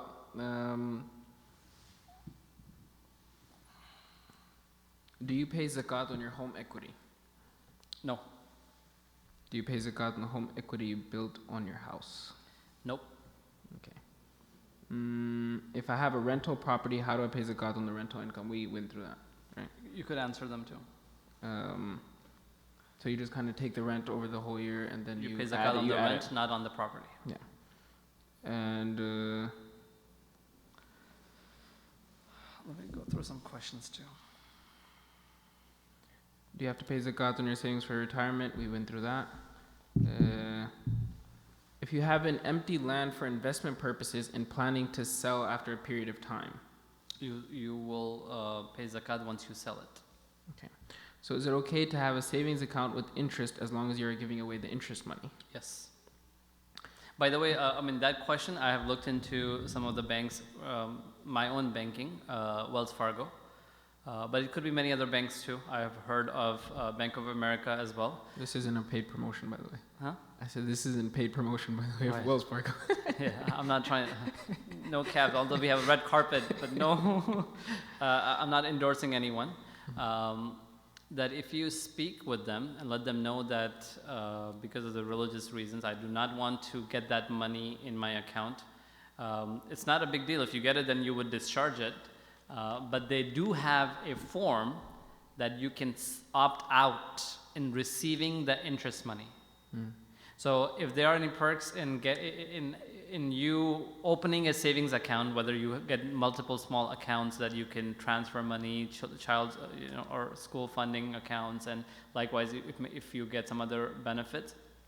But if you opt out with that form, then they will not calculate interest on your savings. So explore, and these are the things that we should do, and try to benefit from the system. Meaning try to use the opportunities that the financial institutes has placed in.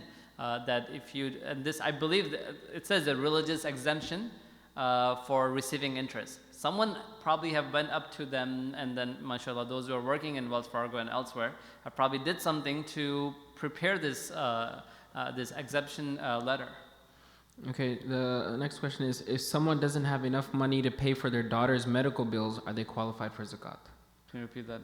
If there, some people are sending me questions on text. I won't have time because I want to prepare. So if you have any questions, please type it in on ISB Live. ISB.org/live, which is our YouTube channel, and Hafiz Munir will ask that question. If someone doesn't have enough money to pay for their daughter's medical bills, are they qualified for zakat? If someone do not have money to pay their daughter's medical bill. So if they don't have money to pay any bills, right? I mean, there are two ways to look at this question. If they don't have money, then it doesn't matter if there's a medical bill or any other bill. They qualify for receiving zakat. And then, they don't give zakat. That means you don't have money that you're giving zakat. But then, what if you already have money, right? You have money, you have gold, and then you also have a big bill. Can you present that bill to get zakat? I don't think so, because you have money. You should, that's your expense, and then you should try to pay that bills. And then if you have exhausted your savings, then of course, not only you don't pay zakat because you don't have money to pay zakat, but also you are now become the recipients of zakat. And in that case, if that request is presented, then people may give you zakat to pay your medical bill along with your needs and necessities. Okay. A loan you have taken out to acquire non-zakatable assets, such as your house, is that deductible? I think that's probably a previous question. I answered that question that you would take the yearly payments and then you deduct that from your complete savings. The other question is, if the only earning is through bank deposits for e.g., when we get old and we do not have any other means other than FD. Yeah. So I think this is that I was mentioning earlier, that you do have savings, but you do not have money to pay zakat at that point. So this is especially for, with our middle to old age folks, this is probably the condition, and more so in our current situation, if they have lost their job, they do have their money in their savings, in their retirement plan, but they don't have money to give zakat.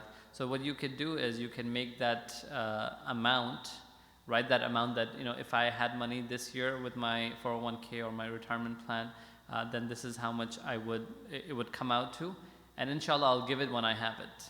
And that's one way of doing it. If a person would just not have any money, they just have nothing right now, all they are putting their eyes, they're just going from the government resources that are available, and just waiting for that big money they need to cash.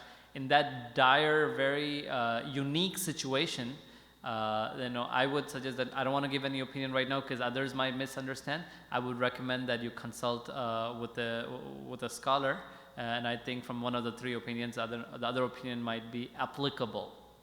That's all I'm going to say. Assalamu alaikum. Do you reduce your rent expense from your zakah?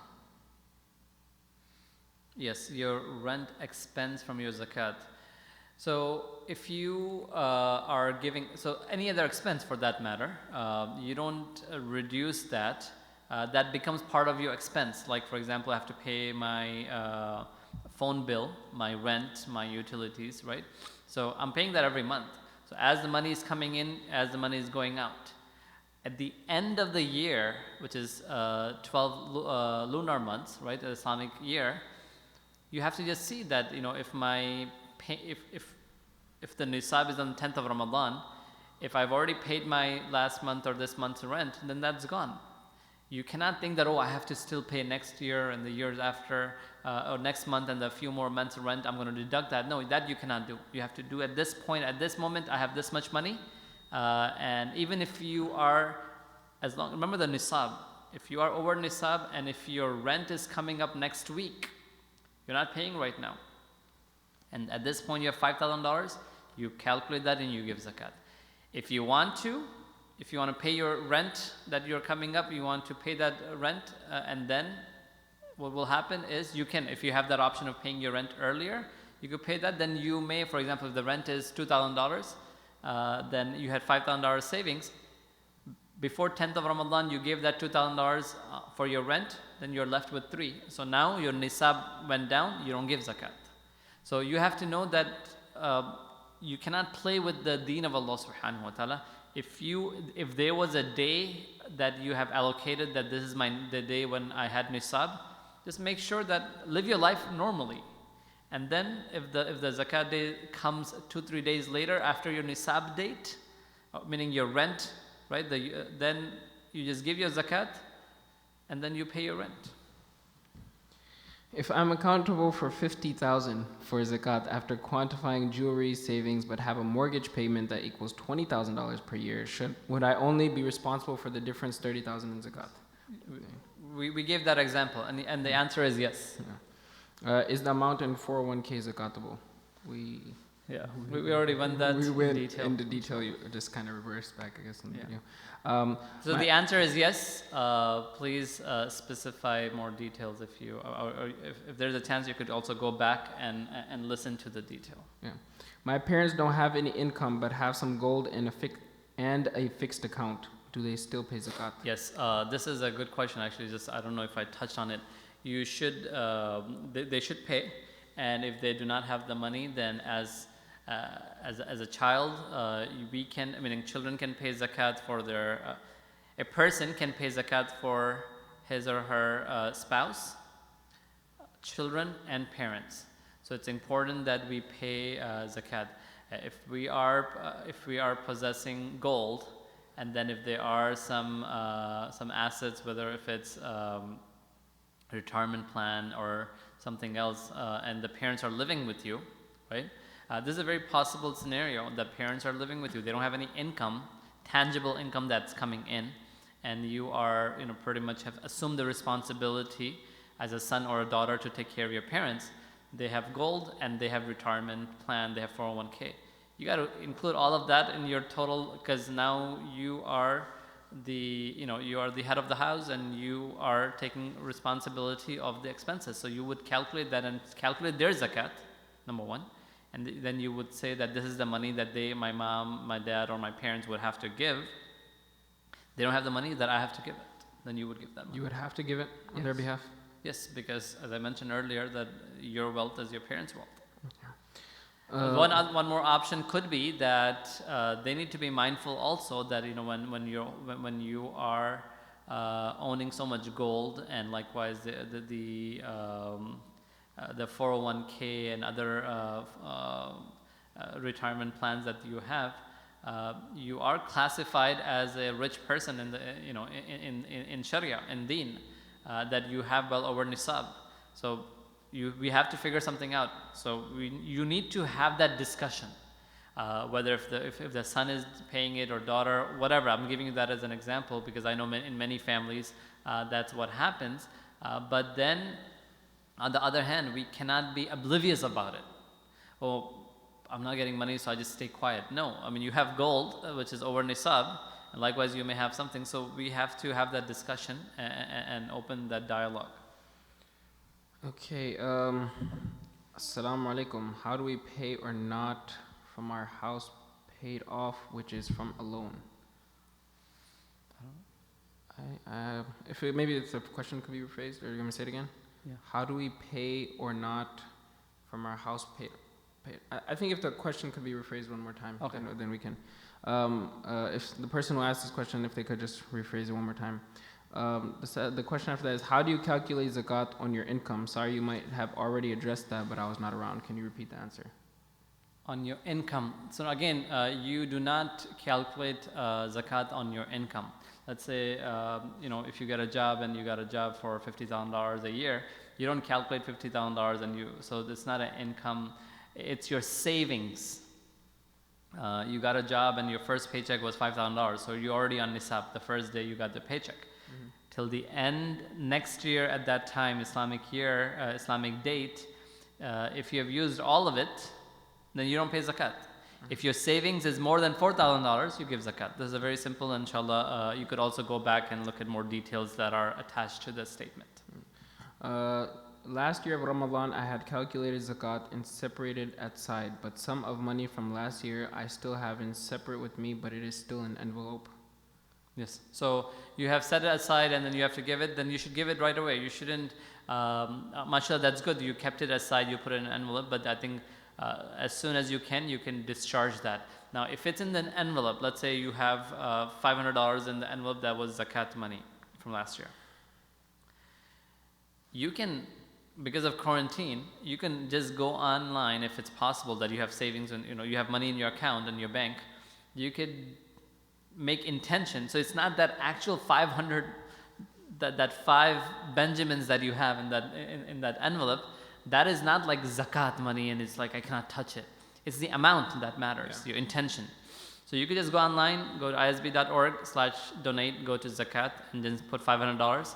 You're done. You could use that however you want. That money is no more zakat money. You already gave it with your intention. I hope that answers.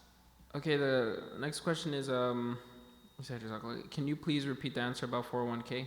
I think if they go back, it's in there. It's we covered in more 401k detail. Is, according to majority of the scholars, it is zakatable, meaning you have to give zakat now. I sort of broke it down in how to do it, and if you could go back, then I'll probably spend good 10-15 minutes on that. Yeah. Also, what if someone is very rich and they have a lot of money and they're like positive? What was the term they used?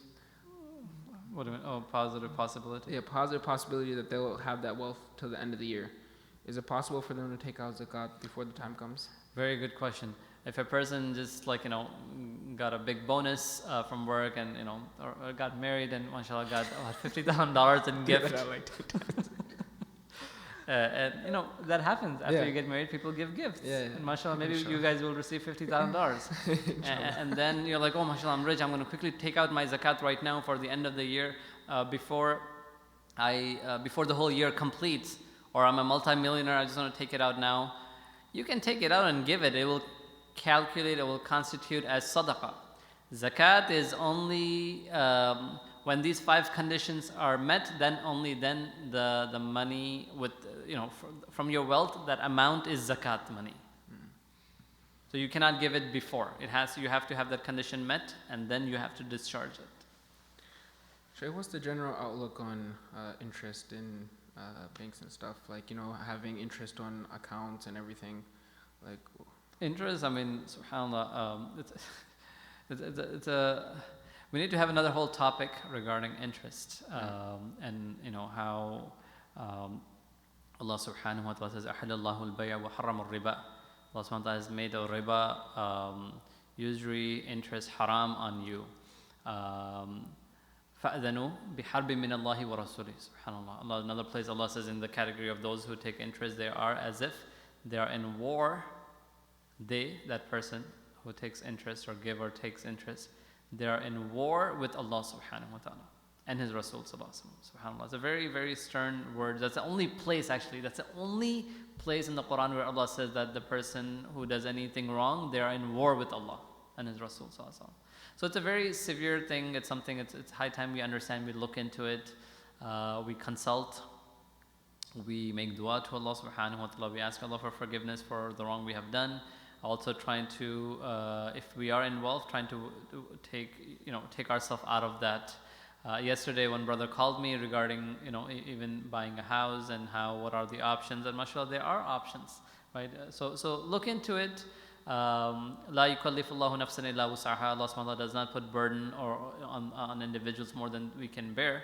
So there are makhraj, there are ways out, so you have to look into it. But definitely as far as interest, it is something very, very, very severe. And may Allah subhanahu wa ta'ala save and protect us, inshallah. If there are no more questions, any more questions? There's one more. So I guess mashallah. Are the expenses for basic necessities deducted only in zakah or all your expenses? Like what?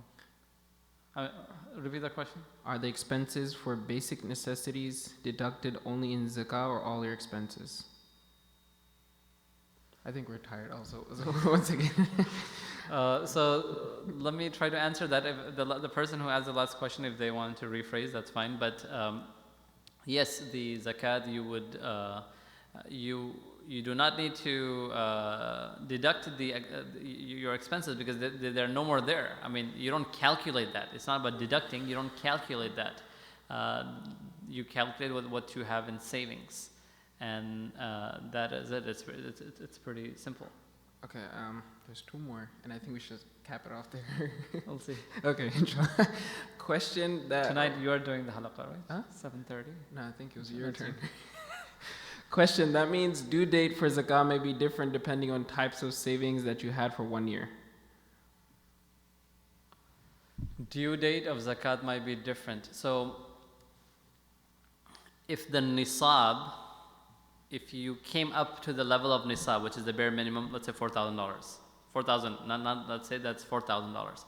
So if you maintain that till the whole next year, then that's what it's going to be. So you don't have to. What was the question? That means due date for zakat. The due date, yeah. May be So different that is depending on types of savings that you have had for 1 year. Yeah. So the answer is yes, if I'm understanding the question correctly. Okay, brother Salam, I had student loans and pay interest. What can I do with the interest? SubhanAllah. Paid interest or? It just says, I had student loan and pay interest. What can I do with the interest? And paid interest? I had student loan and pay interest. They wrote pay interest. What can I do with the interest? May Allah subhanahu wa ta'ala make it easy for you, my brother or sister, and ask Allah for forgiveness. If a person is already involved in it, then you should try your best. If you are still in that position where you are paying your loans with interest, then you're already in that situation. You already signed up. You can't just get away with it until you pay back. So we should try our best to put that as a priority and pay that off. It will be if a person has student loans and then on top of that they're paying interest on those loans, and then they got a job and they're spending and they're trying to live a lavish life. So this is that we have changed our precedence, right? The priorities are not given towards paying off loans, but more importantly, priorities are not given where you are trying to get yourself out of interest. So that would be my humble request. My opinion would be that you should try to pay off those loans and get out of interest. And if needed, you can also borrow money from personal loans where you don't have more interest, but rather find ways where you can quickly come out of that. May Allah make it easy. And that is a challenge that many of our youth and young professionals come across. And may Allah subhanahu wa ta'ala make it easy, and may Allah forgive us for the wrong. Mm-hmm. That doesn't make wrong into right, just because a big number of people are doing that. Just wanted to make that as a, clear that point. There are no more questions. Someone just wrote other expenses. I think going back to they were originally asking, are the expenses for basic necessities deducted only in zakat or all your expenses? They said other expenses such as luxury items. No, it's not. You don't deduct those. Those are things you already bought, and it's part of your musta'mal. You're using that. Even we give examples of if it's an expensive car or anything else, then at the moment you buy it, it's no more cash asset. So it's you only giving on your cash and gold and silver, inshallah. With this, we'll conclude, inshallah. Jazakumullah khair. If there are any questions, you could always ask or email us. If you go to isb.org, then there is an opportunity where people can ask any questions to our resident scholars, inshallah. And someone from our resident scholarship team will respond back to you. Last, I would just wanted to remind that if you have not given your sadaqatul fitr, please do so. You could go online as well, or if you're driving around, then just ask our volunteers. If you come to pick up your iftar today at 6 p.m., then you can also drop off your zakatul fitr. It's important that we do that, and it will rectify and purify our fast. And if I have said something that was right or correct, or if you enjoyed it, and it's from, of course, the deen and the guidance of Allah subhanahu wa ta'ala, may Allah subhanahu wa ta'ala allow us to practice. If I have said something wrong, I have said a lot of things. It's been 2 hours that I'm speaking. So I'm full of faults, and it was from me and from shaitan. I sincerely ask you for forgiveness and ask Allah for forgiveness. May Allah forgive me. And also I want everyone to make dua for our future leader and future, mashallah, he's also, may Allah make it easy for him. He have recently came back from Pakistan where he was studying. May Allah subhanahu wa ta'ala accept him. He is our shining star of this community. May Allah preserve him. So with that being said, inshallah, we'll conclude with a dua. I would request Hafiz Munir, Muhammad Ahmed Munir, to make dua, inshallah. Is there any questions? No. Please no. The ISB even said if there are any more questions, just go ahead. All right, please make dua and then conclude. Short dua. Okay, inshallah. Before we start, inshallah, please tune in tonight for Sheikh Saad Tafsir, inshallah. No, I'm not doing it. You're not doing it? Oh. You. I'm not doing it. Anyways, we'll get back to that, inshallah. الحمد لله رب العالمين الرحمن الرحيم مالك يوم الدين إياك نعبد وإياك نستعين اهدنا الصراط المستقيم صراط الذين أنعمت عليهم غير المغضوب عليهم ولا الضالين اللهم صل على سيدنا محمد وعلى آل سيدنا محمد وبارك وسلم عليه ربنا آتنا في الدنيا حسنة وفي الآخرة حسنة وقنا عذاب النار Ya Allah, please accept on the work that we have done here. Ya Allah, any shortcomings that we have done, Ya Allah, please forgive them. Ya Allah, please make our intentions mukhlis and pure for you, Ya Allah. Ya Allah, all those who are listening, Ya Allah, please grant them the ability to follow what we have said, what we have heard. وآخر دعوانا الحمد لله رب العالمين سبحان ربك رب العزة ما يصفون